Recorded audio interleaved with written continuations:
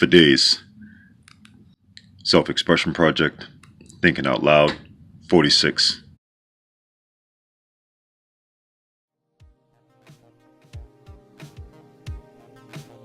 When you were a kid, how many times did it take for you to put your hand on the stove for you to realize it was a bad idea? If you've ever done this, I'm sure you know what it feels like to get burned. You have to ice it, wrap it, and then try your hardest not to bang it up against anything. Now let's compare that to everyday drama, feeding the animal.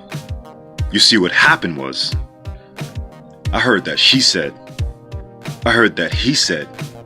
See, this is what really happened.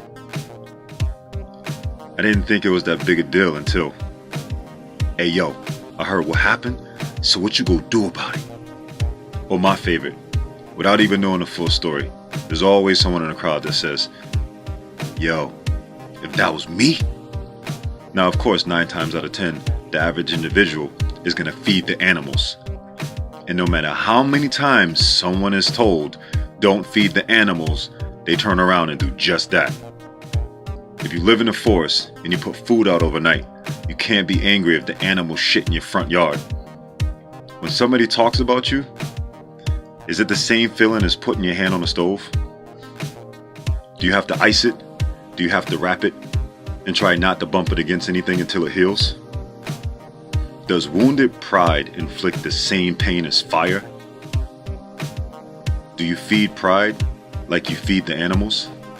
Assumptions can wound pride just as deeply as a wild animal's bite. So I will warn you once again, when walking through the forests of drama, please don't feed the animals. My brother gotta get some sleep because I got a shovel in the morning.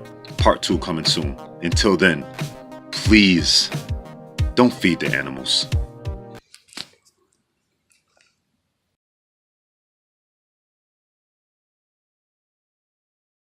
Peace, and as always, you are the adventure you seek.